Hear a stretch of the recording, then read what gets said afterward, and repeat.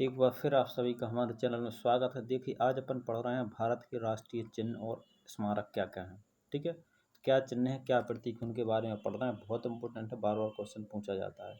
तो सबसे पहले हम देखते हैं राष्ट्रभाषा। ठीक है, तो याद रखना अपने यहाँ की जो राष्ट्रभाषा, यहाँ लिखा जरूर है हिंदी है, लेकिन अपनी यहाँ की है राजभाषा हिंदी। ठीक है, राष्ट्रभाषा वैसे हिंदी है और उसको लेकर राजभाषा के रूप में दर्जा दिया गया है। यानी जो भाषा राजकाज अर्थात सरकारी कार्यों के लिए उपयोग की जाती है उसे हम राजभाषा कहते हैं। जो भारतीय संविधान के अनुच्छेद आपका 343 के तहत हिंदी भाषा भारत की राजभाषा है, जो 351 के बीच में आती है। कहाँ से आती है? 343 से 351 के बीच में। और भाग जो रहता है, भाग रहता है 17। कौन से भाग में आती है? संविधान के भाग 17। तो संविधान के जो 22 भाग है उनसे 17 भाग में आती है। ठीक है, राजभाषा। और 344 में राष्ट्रपति को राजभाषा संबंधित कुछ विषयों को सलाह देने का अधिकार है। एक चीज याद रखना, और 344वां अनुच्छेद है उसे राष्ट्रपति को राजभाषा से संबंधित विषयों को सलाह देने के अधिकार दिए गए हैं।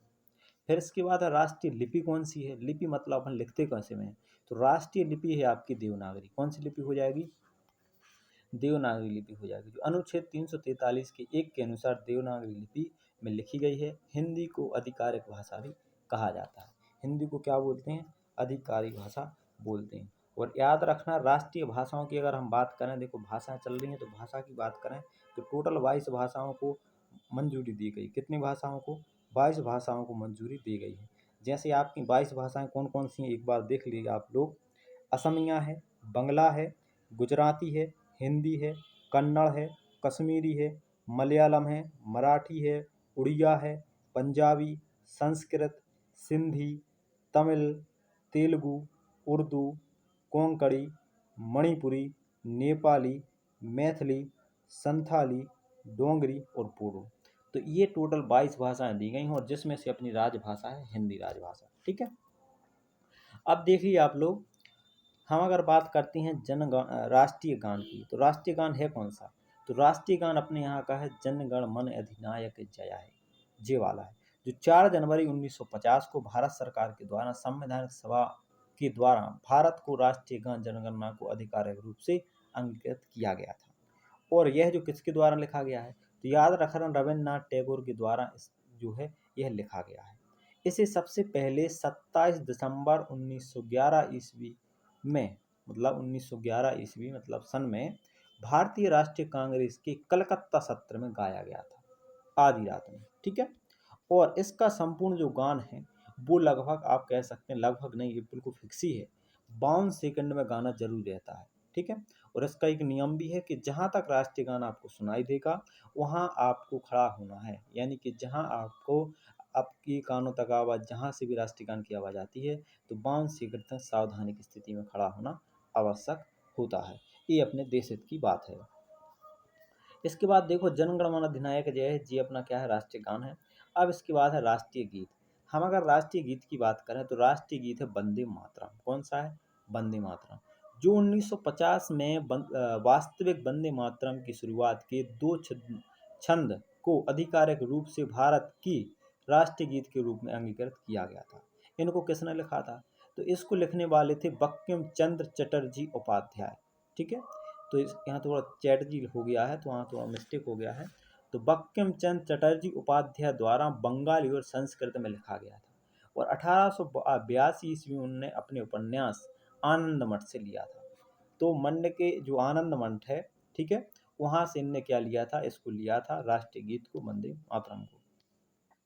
इसे पहली बार सन 1896 ईस्वी में भारतीय राष्ट्रीय कांग्रेस राजनीतिक संदर्भ में रविन्द्रनाथ टैगोर द्वारा गाया गया था। किनके द्वारा? रविन्द्रनाथ टैगोर द्वारा, जो अपना क्या है? वंदे मातरम। ठीक है, अब इसके बाद देखिए राष्ट्रीय ध्वज। राष्ट्रीय, अगर हम ध्वज की बात करें तो अपना राष्ट्रीय ध्वज है तिरंगा। क्या है राष्ट्रीय ध्वज? तिरंगा है। और 22 जुलाई 1947 ईस्वी को भारतीय संविधान के ने राष्ट्रीय ध्वज तिरंगे को अपनाया था। कब अपनाया था? 22 जुलाई 1947 को अपनाया था। तिरंगे में समान अनुपात में केसरिया, सफेद, हरे रंग और छेदित पट्टियां होती हैं। याद रखना, अभी आगे दिखाएगा तिरंगा कैसा है, तो आप लोग देख लेना। ठीक है, और सभी ने देखा हो क्योंकि अपन भारत के नागरिक हैं, तिरंगा तो हर साल देखना ही चाहिए। और इसलिए भारत के राष्ट्रीय ध्वज को तिरंगा कहा जाता है। इसमें क्या है, 3 रंग है इसलिए तिरंगा कहा जाता है। इसकी एक कंडीशन भी होती है, पहले जो आपका रहेगा सबसे ऊपर केसरिया रहेगा, फिर उसके बाद में सफ़ेद रहेगा, फिर उसके बाद हरा रहेगा। ठीक है, तो सबसे पहले ऊपर केसरिया, फिर सफ़ेद, फिर हरा, और बीच में एक आपका चक्र पाया जाता है। बीच में क्या पाया जाता है, एक चक्र पाया जाता है। देखिए आप लोग, ये चक्र, इसमें कितनी तीलियां होती हैं, याद रखना, इसमें 24 तीलियां होती हैं। कितनी तीलियां होती हैं, 24 तीलियां होती हैं। 24 तीलियां होती हैं, उस चक्कर में ये क्वेश्चन पूछा जाता है। और हमेशा जो तिरंगा बनेगा वो आपका 3:2 के अनुपात में बनेगा। कहने का मतलब ये है कि 3 इसकी रहेगी, क्या कह सकते हैं, लंबाई। ठीक है, ऐसे में जैसे आपका ये रहेगा, ये हमने यहाँ तिरंगा बनाया फॉर एग्जाम्पल, आप देख सकते हैं। ऐसा अगर हमने तिरंगा बना दिया तो ये हमेशा रहेगा 3 का और ये हमेशा रहेगा 2 का। मतलब जो भी अनुपात रहेगा हमेशा 3:2 के अनुपात में ही तिरंगा बनाया जाएगा, ये भी कंडीशन रहती है। इसलिए यहाँ के ऊपर जो आपका रहता है वो आपका केसरिया होता है, यहाँ जो अगर आपका बीच में रहेगा वो सफ़ेद रहेगा, और यहाँ आपका रहेगा हरा रंग। और जो इसके बीच में ये गोल बना रहता है, ठीक है, तो इसमें आपकी जो तीलियाँ होती हैं वो कितनी तीलियाँ होती हैं, 24 तीलियाँ होती हैं। ये चीज़ याद रखना, पूछा जाता है बार बार क्वेश्चन। ठीक है, ये है आपका तिरंगा, भारतीय राष्ट्रीय तिरंगा है। अब हम बात करते हैं राष्ट्रीय पशु। राष्ट्रीय पशु क्या है, तो राष्ट्रीय पशु है बाघ। क्या है, बाघ। भारत के राष्ट्रीय पशु के रूप में बाघ या रॉयल बंगाल टाइगर को अप्रैल 1973 ईस्वी में घोषित किया गया था। याद रखना, लेकिन रॉयल बंगाल मतलब कहाँ का, बंगाल का शेर, मतलब बंगाल का बाघ को राष्ट्रीय पशु के रूप में माना जाता है, जिसे अपन बोलते हैं रॉयल बंगाल टाइगर। ठीक है, इसका जो कह सकते हैं वैज्ञानिक नाम है पैंथरा टाइग्रेस। इसका वैज्ञानिक क्या क्या नाम हो जाएगा, पैंथरा टाइग्रेस का राष्ट्रीय पशु का नाम हो जाएगा। ठीक है, पैंथरा टाइग्रेस लिन्यास, याद एक चीज याद रखना। ठीक है, जो आपका राष्ट्रीय पशु बाघ है उसका पैंथरा टाइग्रेस लिन्यास, यहाँ लिन्यास भी था, ये इसका वैज्ञानिक नाम है। ठीक है, अब इसके बाद देख सकते हैं आप लोग, ये है आपका बंगाल टाइगर, ये अपना भारतीय राष्ट्रीय पशु है। ठीक है, अब इसके बाद बात करते हैं मोर की। तो मोर को भारत की राष्ट्रीय पक्षी के रूप में माना गया है। तो राष्ट्रीय पक्षी क्या है, मोर। और ये पक्षी एकता के संजीव रंगों और भारतीय संस्कृति को प्रदर्शित करता है। ठीक है, यह सुंदरता, गर्व और पवित्रता को भी दिखाता है। तो ये सुंदरता, गर्व और पवित्रता को भी ये दिखाता है। इसके बाद देखो इसका, हाँ, पूछा जाता है वैज्ञानिक नाम। एक चीज याद रखना, अपना जो है पक्षी मोर, इसका वैज्ञानिक नाम पूछा जाता है, तो इसका वैज्ञानिक जो नाम है वो है पावो क्रिस्टेटस।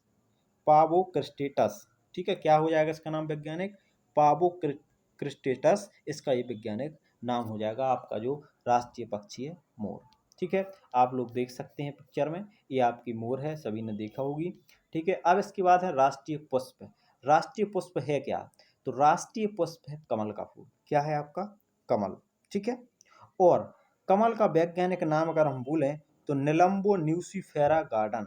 देखो, निलंबो न्यूसीफेरा गार्टन, यहाँ पर गार्टन भी है, तो निलुम्बा न्यूसीफेरा गार्टन, ये इसका वैज्ञानिक नाम है। इसे भारत के राष्ट्रीय फूल के रूप में अंकित किया गया है। यह फूल भारत के पारंपरिक मूल्यों और सांस्कृतिक गर्व को प्रदर्शित करता है। ठीक है, सांस्कृतिक गर्व को भी प्रदर्शित करने वाला है, तो अपना राष्ट्रीय पुष्प क्या है, कमल है। ठीक है, आप लोग देख सकते हैं ये राष्ट्रीय पुष्प कमल की पिक्चर है। ठीक है, अब इसके बाद देखिए राष्ट्रीय चिन्ह। राष्ट्रीय जो चिन्ह है वो आपका क्या है, तो राष्ट्रीय चिन्ह याद रखना अशोक स्तंभ। क्या है आपका राष्ट्रीय चिन्ह, अशोक स्तंभ, जिसे हम बोलते हैं नेशनल सिंबल। देखो इंग्लिश में भी पूछा जाता है। और एक चीज़ याद रखना, कभी कभी इंग्लिश में पूछ लिया तो अपन भूल जाते हैं। ठीक है, तो जैसे आपका राष्ट्रीय ध्वज है तो उसको पता ही है आप लोगों को, नेशनल फ्लैग के नाम से जानते हैं। राष्ट्रीय गान है, ठीक है, तो राष्ट्रीय गान को क्या बोलते हैं, नेशनल एंथम। ठीक है, और राष्ट्रीय जो गीत है तो राष्ट्रीय गीत को क्या बोलते हैं, याद रखना नेशनल सॉन्ग। नेशनल सॉन्ग के नाम से राष्ट्रीय गीत जाना जाता है, और नेशनल एंथम के लिए जाना जाता है राष्ट्रीय गान। ठीक है, ये चीज़ आप लोग अच्छे से याद रखना। ठीक है, और आपका नेशनल ध्वज को तो पता ही होगा, नेशनल फ्लैग के नाम से जाना जाता है। ठीक है, हाँ, अब इसके बाद हम बात करते हैं राष्ट्रीय चिन्ह में अशोक स्तंभ। अशोक स्तंभ को क्या बोलते हैं? National symbol. नेशनल सिंबल की बात करें तो अशोक स्तंभ मौर्य साम्राज्य के सम्राट अशोक द्वारा सारनाथ में बनाए गए स्तंभ से लिया गया है, जो 26 जनवरी 1950 को अपनाया गया था। किसके द्वारा? भारत सरकार के द्वारा। तो भारत सरकार के द्वारा 26 जनवरी 1950 को इसे अंगीकृत किया गया था। अशोक के स्तंभ शिखर पर देवनागरी लिपि में क्या लिखा रहता है? सत्यमेव जयते लिखा रहता है, जो एक सच्चाई और एकमात्र जीत को बतलाता है। जो मुंडको उपनिषद, यहाँ पर थोड़ा सा मिस्टेक हो गया है लिखने में, तो आपका जो है मुंडको उपनिषद परिषद से इसको लिया गया है। ये चीज़ आप लोग अच्छे से याद रखना। मुंडको उपनिषद सूत्र से लिया गया है सत्यमेव जयते। और किस लिपि में लिखा गया है? तो याद रखना देवनागरी लिपि में लिखा गया है। ठीक है। और इसकी खास बात क्या है कि लास्ट जो रहेगा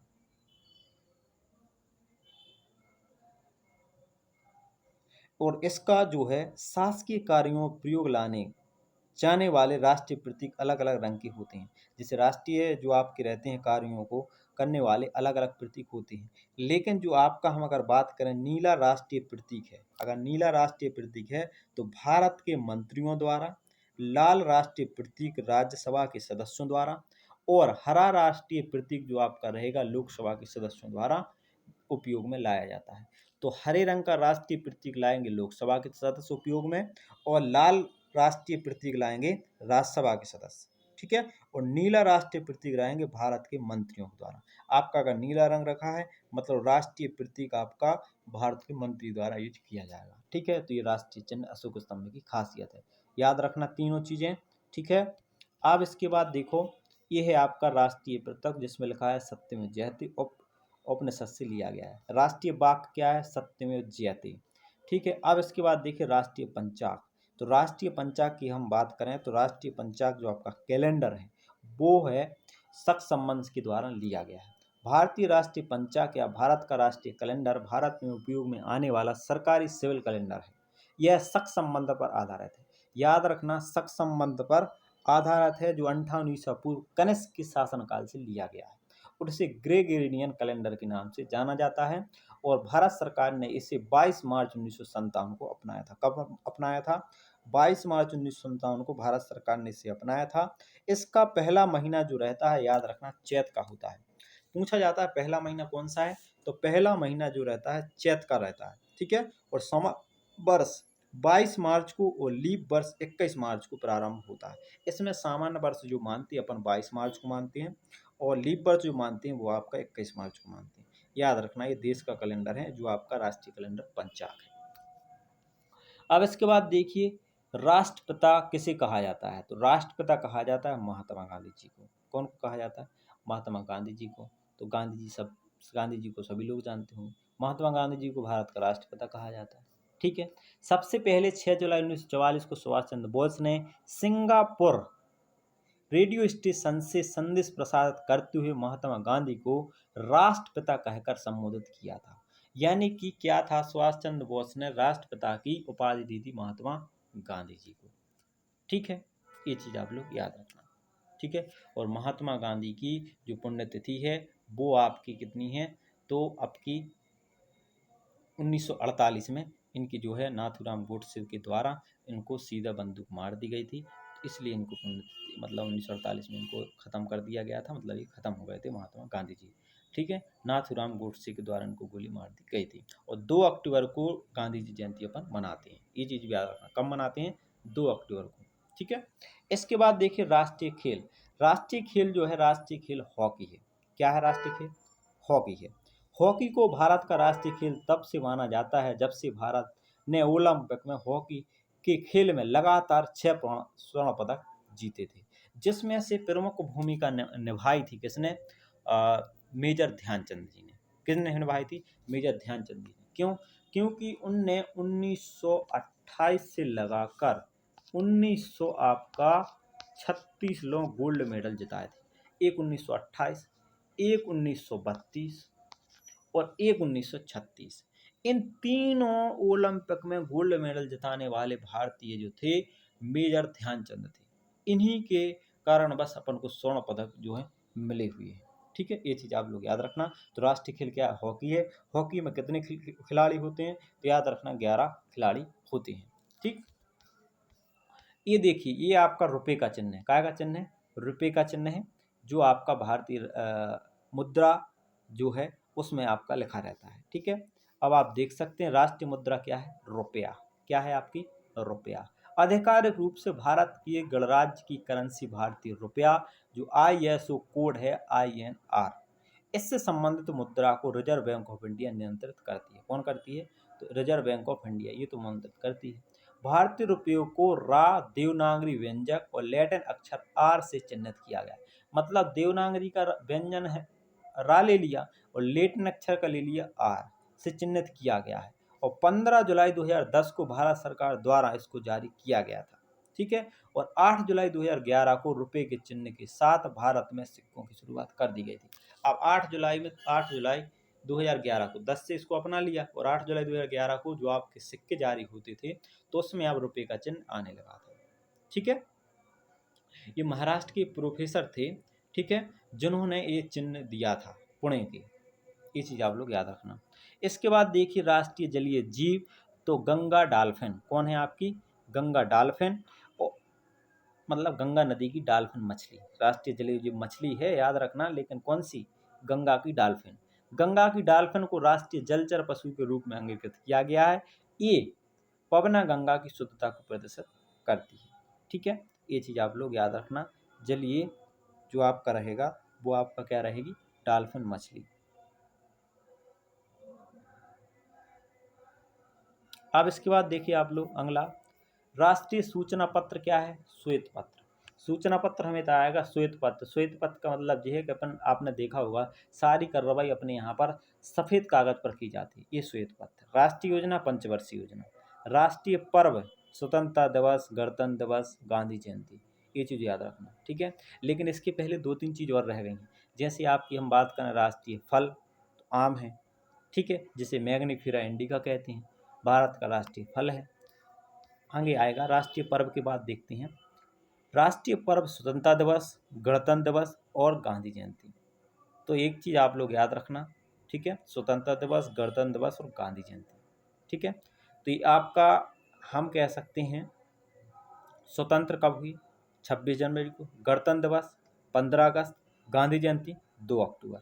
ये आपकी डेटें याद रखना, 26 जनवरी और 15 अगस्त और आपका 2 अक्टूबर, ये दोनों तीनों डेटें हैं। ठीक है, अब इसके बाद देखो भारत के राष्ट्रीय दिवस के रूप में स्वतंत्रता दिवस, गांधी जयंती और गणतंत्र दिवस घोषित किए गए हैं। 15 अगस्त को हर साल स्वतंत्रता दिवस मनाते हैं। कब मनाते हैं? 15 अगस्त को अपन मनाते हैं स्वतंत्रता दिवस, मतलब 15 अगस्त को अपन स्वतंत्र हुए। और 26 जनवरी को अपन मनाते हैं गणतंत्र दिवस। ठीक है, ये चीज़ आप लोग याद रखना, ये 3 डेटें हैं। और 2 अक्टूबर को तो अपन गांधी जयंती मनाते ही हैं। ठीक है, अब इसके बाद देखिए राष्ट्रीय पुरस्कार है भारत रत्न पुरस्कार। राष्ट्रीय पुरस्कार कौन सा है? भारत रत्न। ये भारत का सर्वोच्च राष्ट्रीय पुरस्कार और सर्वोच्च नागरिक सम्मान है। भारत रत्न असाधारण कार्य करने वाले व्यक्तियों को प्रदान किया जाता है। इन्हें विज्ञान, कला, साहित्य, खेल, सार्वजनिक क्षेत्र में दिया जाता है। ठीक है, और इस पुरस्कार की शुरुआत 2 जनवरी 1954 को भारत के तत्कालीन राष्ट्रपति राजेंद्र प्रसाद द्वारा की गई थी। किसके द्वारा की गई थी? डॉक्टर राजेंद्र प्रसाद द्वारा इस पुरस्कार की शुरुआत की गई थी। और सबसे पहले भारत रत्न प्राप्त करने वाले महापुरुष हैं तो सर्वपल्ली राधाकृष्णन। ठीक है, और श्री राजगोपालाचारी और CV रमन। देखो याद रखना, उस समय 1954 में 3 लोगों को भारत रत्न दिया गया था। कौन कौन वो 3 लोग थे? तो सर्वप्रथम राधाकृष्णन, ठीक है, फिर इसके बाद सर्वपल्ली राधाकृष्णन, फिर दूसरे थे आपके श्री राजगोपालाचार्य, और फिर आपके थे CV रमन। इन 3 लोगों को राष्ट्रीय पुरस्कार भारत रत्न दिया गया था। ठीक है, अब इसके बाद राष्ट्रीय फल क्या है? आम, जिसका वैज्ञानिक नाम है मैग्नीफेरा इंडिका, हमने आपको बताया था। तो राष्ट्रीय फल क्या है? आम है, जिसका नाम है वैज्ञानिक नाम मैग्नीफेरा इंडिका। इसको सभी फलों का राजा कहा जाता है। तो आम को सभी फलों का राजा कहा ही जाता है।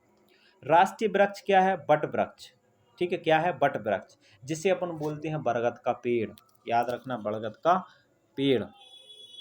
ठीक है, और इसका जो है रासायनिक नाम ये पूछा जाता है, फाइकस बेंथालेसिस। इसका क्या नाम है? वैज्ञानिक नाम फाइकस बेंथालेसिस। ठीक है, ये आपका बरगद का नाम है, वट वृक्ष का। और भारत का राष्ट्रीय वृक्ष बरगद का पेड़ है, जो एकता और उदारता का प्रतीक है। अब इसके बाद देखिए आप लोग, राष्ट्रीय नदी है आपकी गंगा नदी। गंगा नदी भारत की सबसे लंबी नदी है और यह पवित्र नदी है, ठीक है, जो की लंबाई यहाँ पर 25-25 किलोमीटर, ये 2510 की जगह यहाँ पर क्या है 2525 किलोमीटर है, कि पहाड़ी घाटी मैदानी इलाकों तक फैली हुई है। और याद रखना, गंगा नदी गंगोत्री के उत्तराखंड से निकलती है, 25-25 की लंबाई है। और जैसे आपकी यमुना सबसे बड़ी सहायक नदी है गंगा की, ये चीज़ आप लोग याद रखना। और 4 नवंबर 2008 को, कब, 4 नवंबर 2008 को गंगा नदी को राष्ट्रीय नदी घोषित कर दिया गया था, ठीक है। अब इसके बाद देखिए, इसके आगे एक चीज़ और है, आपका राष्ट्रीय जलीय जीव तो गंगा डॉल्फिन, जो 5 अक्टूबर 2009 को राष्ट्रीय जीव घोषित कर दी गई थी। और इसके बाद है राष्ट्रीय विरासत पशु, तो राष्ट्रीय विरासत पशु क्या है, वो है आपका हाथी। जो हाथी है इसे राष्ट्रीय विरासत पशु कहा जाता है, जो भारत का राष्ट्रीय विरासत पशु है। और इसका वैज्ञानिक नाम है इलीफास इंडिका। क्या है वैज्ञानिक नाम, इलीफास इंडिका, ठीक है। ये सारी आपको जानकारी राष्ट्रीय जो है प्रतीकों चिन्हों के बारे में दी गई थी, ठीक है, और जो आपके ज़्यादातर एग्जाम में पूछे जाते क्वेश्चन हैं। तो अगर आपको वीडियो अच्छी लगी हो तो आप ज़रूर वीडियो को शेयर और सब्सक्राइब करना बिल्कुल ना भूलें, जिससे आपको नई वीडियो तुरंत मिल सके।